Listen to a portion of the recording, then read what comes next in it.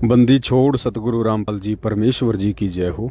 परमात्मा की सभी प्यारी आत्माओं को दास का सत साहिब।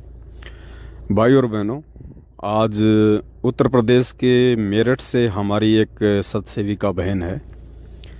काफ़ी लंबे समय से वो साथ संगति से जुड़ी हुई है। उनके पति CISF में हैं और साथ में उनका एक बच्चा है जिसकी शादी हो चुकी है। उसने भी परमात्मा जी से नाम लिया था, लेकिन बाद में अपनी पत्नी के कहने से या फिर युवा अवस्था के चलते यार दोस्तों के कहने से लोक लाज में आके उन्होंने इस भक्ति को त्याग दिया और उसने आरती करना छोड़ दिया, मंत्र जाप करना छोड़ दिया। लगभग 1.5-2 साल तक ऐसा चलता रहा। बीच बीच में हमारी बहन उसको समझाती रहती थी कि बेटा भक्ति कर ले, भक्ति कर ले, इस परमात्मा के अलावा और कुछ नहीं है। ये यारी दोस्ती रिश्तेदारी, ये जवानी 4 दिन भेड़ के बच्चे में भी आती है, वो भी ऊपर पैर करके फुदकता है, लेकिन अंत में कसाई के नीचे आता है। नहीं समझा, युवा अवस्था थी, चलता रहा। बहन अकेली उपदेशी परिवार में काफ़ी समस्याओं का सामना करना पड़ा, संघर्ष भी करना पड़ा। पति भी टॉर्चर करता, बच्चे भी उसकी बात नहीं मानते, और बीच में तो काल ने यहाँ तक संघर्ष का दौर पैदा कर दिया। उस बेटे की बहू उन्होंने दहेज का मुकदमा तक डाल दिया सास ससुर के ऊपर, और आधी संपत्ति लेने को तुल गई। यहाँ तक नौबत आ गई, अपने मायके चली गई, बेटा अपने घर पे। काफ़ी परेशानियाँ, उलझन। घर वाले कहते कि तूने देवी देवता छोड़ दिए, तूने माता धोकनी छोड़ दी, तूने ये 11-12 का व्रत करना छोड़ दिया, जिस कारण से देवता रुष्ट हो गए और हमारे घर में आपत्तियों का दौर शुरू हो गया। तो वापस उसी अपने पुराने रंग में रंग जा, वापस वही भक्ति शुरू कर दे, छोड़ दे इस भक्ति में, कुछ नहीं रखा इसमें। लेकिन बहन साथ संगति से जुड़ चुकी थी। हालांकि अभी तक वो साथ संगति में खाली एक बार ही आई थी, बुलंदशहर में गई थी अपने पति के साथ में। उसके बाद वो दोबारा साथ संगति में नहीं जा पाई, लेकिन फेसबुक पर साथ संगति की वीडियो लगातार देखती रही, वो उसने नहीं छोड़ा। और परमात्मा जी के जो सत्संग हैं, जो भक्ति है, वो अपना नियमित करती रही। काफ़ी कुछ परेशानियों का सामना करना पड़ा, और बीच बीच में बहन दास से बात भी करती रहती थी। जब भी थोड़ा मायूस होती, काल ज़्यादा ही प्रेशर डाल देता, तो बहन दास को फ़ोन लगा देती। कभी आधा घंटा, कभी 1 घंटा हमारी बातचीत होती रहती। और अब नौबत ये है कि पिछले 1-2 महीने से वो बेटा बीमार पड़ गया, हॉस्पिटल में एडमिट हो गया, ICU में भर्ती हो गया। हालत बद से बदतर हो गई। घर वाले बहन को फिर परेशान करने लगे कि वहाँ पे चलना है, जंतर मंत्र करवाने हैं, वहाँ जाके झाड़ा लगवाना है।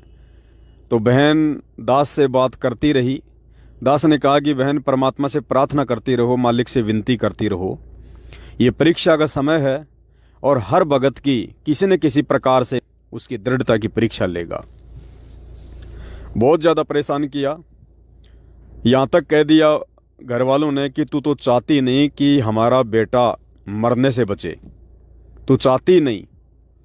बहन उनकी ये बातें सुन के बेचारी रोने भी लग जाती, बड़ा दुख होता। लेकिन दूसरी तरफ परमात्मा का ज्ञान इतना ज़बरदस्त हो गया कि मर्यादा तोड़ने का भय बच्चे की मौत के भय से कहीं ज़्यादा, कि बच्चा तो फिर मिल जाएगा। ऐसे ऐसे ना जाने कितने बच्चे पहले भी मिल चुके हैं, लेकिन ये परमात्मा यदि वर्तमान में हाथ से निकल गया तो इसका मिलना बड़ा भारी हो जाएगा। बहुत संघर्ष किया बहन ने। अभी 4-5 दिन पहले बहन का फ़ोन आया था, बोले भाई बेटे की बचने की हालत नहीं है बिल्कुल भी, और घर वालों ने बहुत दबाव दे रखा है।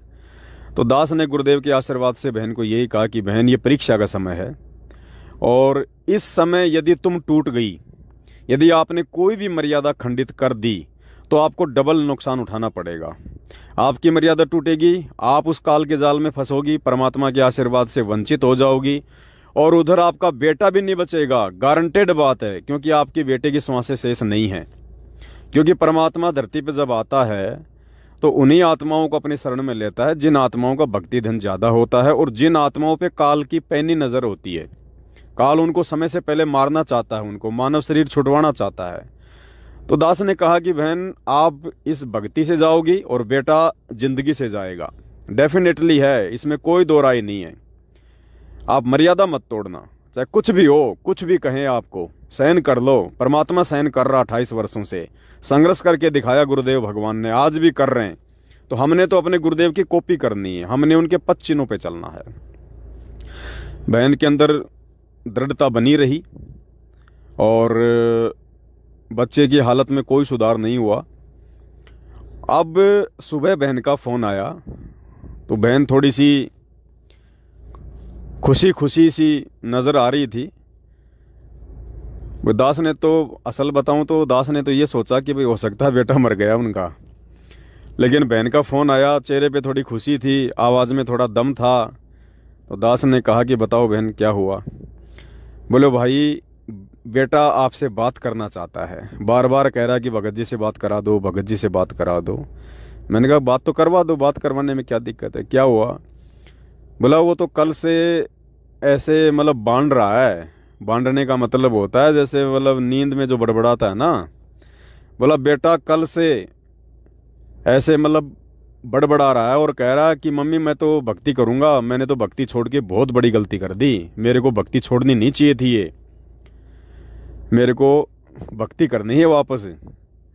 और एक बार पवन भगत जी से कह दो मेरे से बात कर लें, थोड़ी सी हिम्मत आ जाए। तो मैंने कहा भाई बात करवा दो। तो बहन ने बेटे से बात करवाई, उन्होंने सत्साहिब की, दास ने सत्साहिब की। दास ने कहा कि भगत जी देखो आपको परमात्मा ने एक दूसरा मौका दिया है, ये आपका जीवन शेष नहीं था, आपकी मृत्यु थी, लेकिन परमात्मा धरती पर है। परमात्मा कई प्रकार से सोचता है, क्योंकि कहीं न कहीं आपके अंदर आपकी माँ का मोह भी था और आपकी माँ भक्ति तो कर रही थी, मर्यादा तो नहीं तोड़ रही थी, लेकिन कहीं न कहीं आपकी जीवन की उसको बहुत ज़्यादा चिंता थी। तो परमात्मा तो अपने बच्चों की भक्ति को बचाता है। मालिक ने सोचा कि इस बुढ़िया की कमाई इस बेटे में चली जाएगी और इस लड़के को कुछ हो गया तो ये भी कहीं न कहीं जो है कमज़ोर पड़ जाएगी। तो परमात्मा ने उसके भी विश्वास को बनाए रखा और आपको भी परमात्मा ने एक दूसरा मौका दे दिया। दूसरा मौका यानी इससे बढ़ के दयालु परमात्मा आप खुद देख लो, दूसरा कोई नहीं हो सकता। जिसको नाराज करने के बाद, जिसकी भक्ति छोड़ने के बाद, जिसकी मर्यादा तोड़ने के बाद भी वो आगे बढ़ के मौका दे रहा है। तो भगत जी आपको ये एक दूसरा मौका दिया है परमात्मा ने, और ये मौका यदि आपने गंवा दिया, आगे यदि आपने मर्यादा तोड़ दी, तो भाई जीवन की उम्मीद ना करना, फिर कोई भी यत्न कर लेना परमात्मा साथ नहीं देगा। दूसरा, परमात्मा ने आपको ये भी महसूस करवा दिया, जिस अहंकार में आप फूले फूले फिर रहे थे हैं, आज ना तो आपके यार दोस्त आपके काम आ सके, ना आपके परिवार वाले आपके काम आ सके। ठीक है, परिवार वाले आपकी सेवा कर रहे हैं, हॉस्पिटल में पैसा भर रहे हैं, लेकिन आपका जीवन तो नहीं बचा सकते। जो दुख, जो दर्द, जो तकलीफ, जो पीड़ा आप उठा रहे हो हॉस्पिटल में, आईसीयू में, वो आपके परिवार वाले तो नहीं भोगेंगे, वो तो आपने भोगनी पड़ेगी। और मान लीजिए आप तो बिल्कुल मृत्यु शैया पे हैं, आईसीयू में तो वो लोग जाते हैं जिनके जीने की संभावना नहीं के बराबर होती है। और मान लीजिए भगत जी आपके प्राण छूट गए, आप इस बीमारी से मर गए, बताइए अब आपके कहाँ है वो यार दोस्त? ये संपत्ति पैसा क्या काम आया आपके? आपका बाप, आपके माता पिता, आपके परिवार, रिश्तेदार है कोई जो आपको इस मुसीबत से बाहर निकाल सके? उन्होंने सब प्रयास कर लिए। 1.5-2 महीने जिसका बच्चा आईसीयू में हो, वो परिवार कोई चुपचाप थोड़ी बैठता है, दुनिया भर के यत्न करता है, जितना पैसा लगा सकता है पैसा भी लगाता है। और देवी देवता भी इन्होंने सारे धोख लिए, जादू टोने, जंतर तंत्र, झाड़े झपाड़े आपने देख लिए, कुछ काम नहीं आ रहा। और अंत में जब आप मरने के सैया पे हो गए, मरने का समय आ गया, तब आपको परमात्मा याद आ गया। तो बोला मम्मी, बोले परमात्मा की भक्ति करूंगा। बोले मैं बस अब मैंने देख लिया कोई कुछ नहीं है, ये परमात्मा ही बचा सकता है, दूसरा कोई बचाने वाला नहीं है। तो भाई को थोड़ी हिम्मत मिले इसके लिए बहन ने दास से बात करवाई। दास ने उनको समझाया कि भगत जी दोबारा से अपना संकल्प कर लो, और मंत्र आपको मिला ही हुआ है, तीनों समय की आरती है, जब तक हॉस्पिटल में हो तब तक अपना मोबाइल से करो, और बाकी फिर परमात्मा की विधिवत सारे काम करो फिर, और मालिक से प्रार्थना करो कि परमात्मा जितना जल्दी हो सके दास को इस पीड़ा से मुक्त करो, हॉस्पिटल से बाहर करो मालिक, बस आपकी भक्ति करूंगा, अपना काम धंधा करूंगा। तो भगत जी ने संकल्प कर लिया है और परमात्मा की उन पे दया हो गई है। और देखो भाई और बहनों, आप भाई बहनों को ये बात बताने का मेरा केवल इतना ही मकसद है कि वर्तमान में जो परिस्थिति उस बहन के सामने प्रकट हुई वो जानबूझ के परमात्मा के द्वारा प्रकट की गई। हालांकि उनका जो लड़का था मर्यादा तोड़ दी, तो बुरे संस्कार तो पीछा करते ही हैं, लेकिन बहन की परमात्मा ने परीक्षा ले ली। अगर वो बहन जरा सी भी डगमग हो जाती, अपना विश्वास तोड़ देती, कोई भी मर्यादा खंडित कर देती, तो बहन भी परमात्मा की भक्ति से जाती, नाराजगी का सामना करना पड़ता, मुसीबतें आने वाले समय में उस पे भी आती, और उनका बेटा जिसका जीवन शेष नहीं था वो बेटा भी हाथ से जाता। और बहन ने संघर्ष किया, पूरा परिवार विरोधी, उसका जो पति है वो भी उसके विरोध में, बड़ा बेटा भी विरोध में, दोनों उनकी बहू विरोध में, यहां तक कह दिया कि तू तो चाहती नहीं कि तेरा बेटा जिए। बताओ, एक माँ कभी चाहेगी कि उसका बेटा मरे, लेकिन यहां तक काल ने उनको प्रेशर डलवा दिया। लेकिन बहन ने हिम्मत नहीं तोड़ी, बोला भाई चाहे कुछ भी हो जाए मैं परमात्मा की मर्यादा नहीं तोड़ूंगी, भक्ति नहीं छोड़ूंगी, झाड़े झपाड़े वालों के पास नहीं जाऊंगी, चाहे बेटा जिए चाहे बेटा मरे।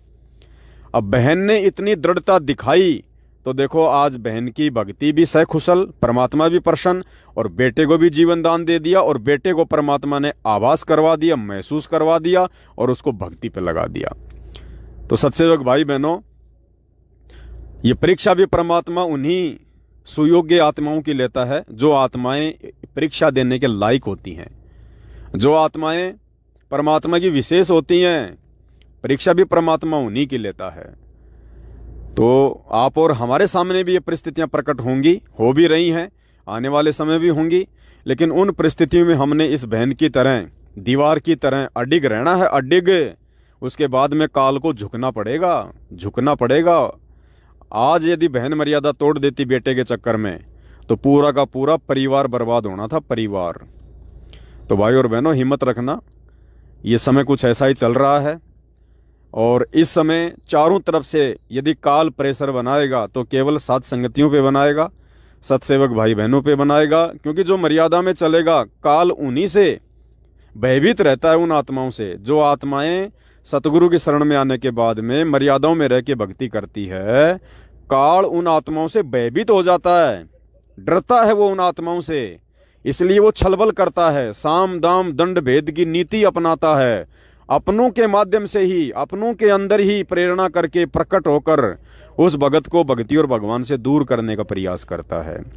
तो दास की तो विनती है, प्रार्थना है, बाकी देखो सबके अपने संस्कार हैं, कौन टिकेगा कौन जाएगा ये तो आने वाला समय बताएगा, लेकिन जो टिक गया वो परमात्मा का, और जो चला गया वो भाई इस काल निरंजन का। बंदी छोड़ सतगुरु रामपाल जी भगवान की जय हो।